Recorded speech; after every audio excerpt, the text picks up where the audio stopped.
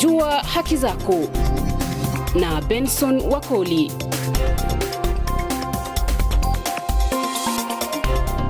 Msikilizaji hujambo na karibu kwenye makala ya Jua haki zako, makala ambayo siku zote hukuelimisha kuhusu haki zako tena za kimsingi.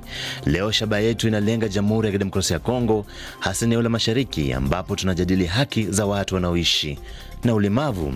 Jina langu mimi ni Bwana Benson Wakoli, nitazungumza na Bimon Kabanza kutoka Jamhuri ya Kidemokrasia ya Kongo.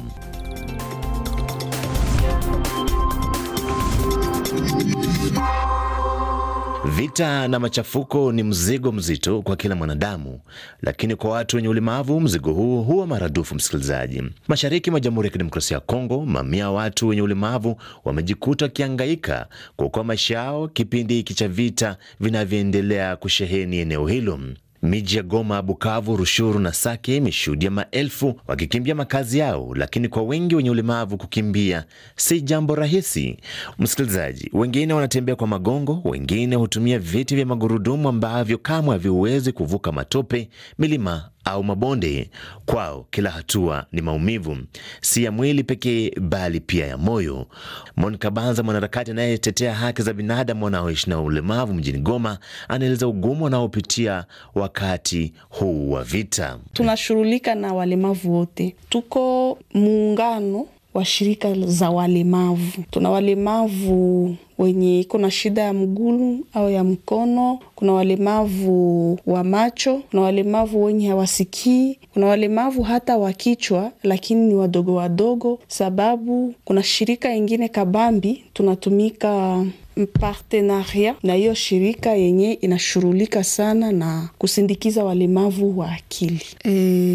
Ni nguvu lakini tunajitoa. Ni kujitoa juu benki zinafungwa, tunatumika bila pesa, lakini tunatumika na shirika zengine, tunaweka maresources zenye tuko nazo pamoja juu tuweze sindikiza wa beneficiary. Kama ilivyo kwa Monica, msikilizaji, mashirika mengine ya misaada yamekuwa yakitoa wito kwa serikali ya Kinshasa na mashirika ya kimataifa kuzingatia mahitaji ya watu wanaoishi ulemavu kipindi hiki cha vita, lakini changamoto kubwa imesalia ukosefu wa takwimu sahihi na miundombinu rafiki kwao. Unajua, serikali ya Kinshasa tulikuwa kunakuwa hatua kabambi nao. Kulikuwa deja sheria yenye nasindikiza mtu mlemavu kunjia zote. Sasa sheria kueneo yenye kuko occupé na barebel abayue juu abakusinyakayo quelque part. Sasa nabo kuweza jiadapte inakuwa nguvu. Ndio maana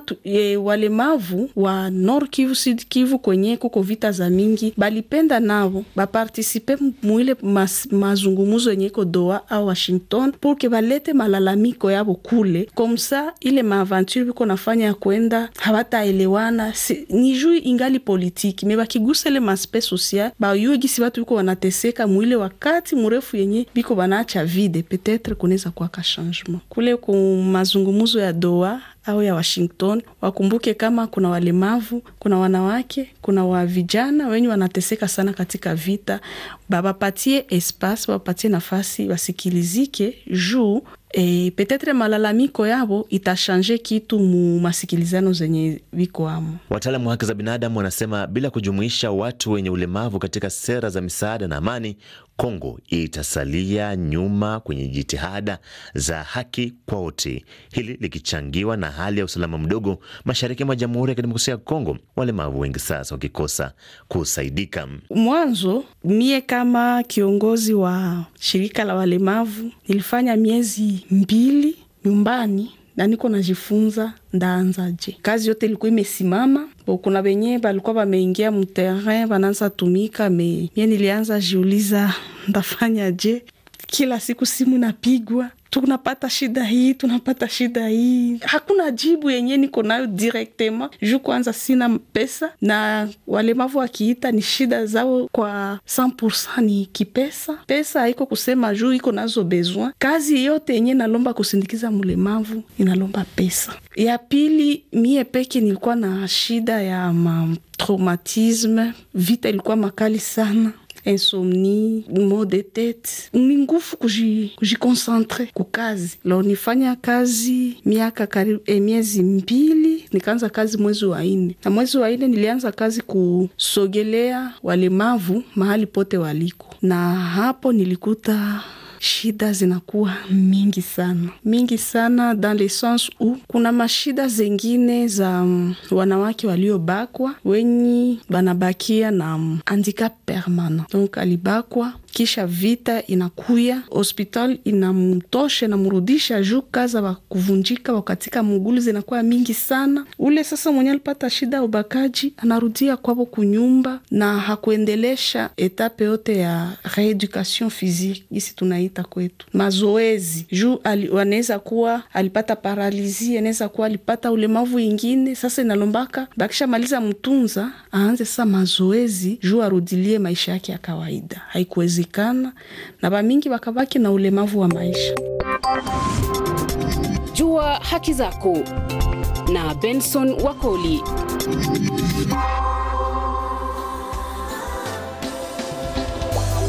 Wakati Mungu aliniumba, alipanga mpango wake kwamba mimi niwe jinsi nilivyo. Mbona sasa hamnidhamini, mwaniona kama sifai?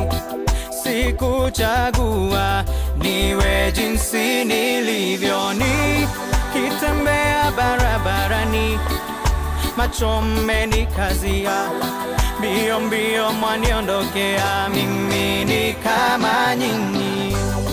Na msikilizaji, ni kibao chake msanii kutoka nchini Kenya Daddy Owen akishauri jamii kutowatenga watu wanaoishi na ulemavu kupitia kibao hicho cha Mbona. Tunazungumzia haki za watu wanaoishi na ulemavu, shabaha ikilenga Jamhuri ya Kidemokrasia ya Kongo, ambapo mwanaharakati Monica Banza anazidi kutoa ufahamu kwa kile ambacho watu wanaoishi na ulemavu wanazidi kupitia nchini Jamhuri ya Kidemokrasia ya Kongo, hasa eneo la Mashariki.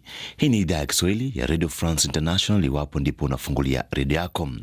Ni vyema msikilizaji pia kufahamu kwamba kila mtu ana haki, na haki hizi sharti na lazima ziheshimiwe kwa muktadha yoyote ya kijamii. Na licha ya kile kinachoendelea mashariki mwa Jamhuri ya Kidemokrasia ya Kongo, mwanaharakati Monica Banza ana matumaini kwamba siku moja kilio chao kitasikika na haki za watu wanaoishi na ulemavu zitaheshimiwa, hasa katika mazingira haya ya vita.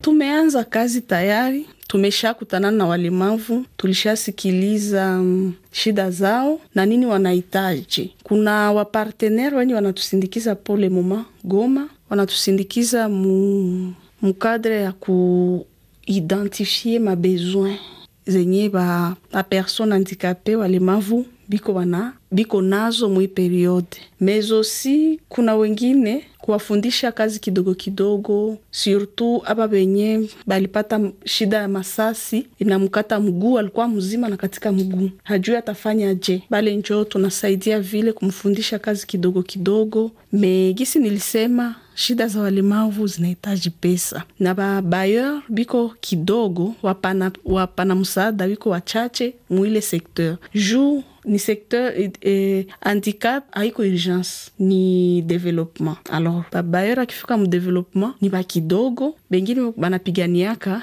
ile masiku kidogo tu wasaidie na chakula yenyewe ya kupigania. Mlemavu hawezi weza ifika. Donc kutumika yetu ni kutumika kidogo, wafundisha makazi, kuwafundisha reintegrer, na bale walikuwa na shida ya mazoezi juu aweze endelesha kazi, tunawasaidia. Na msiku za mbele tutatumika na shirika ya kusindikiza walemavu wa akili juu kweli watu walemavu mingi huko na ile shida ya traumatism.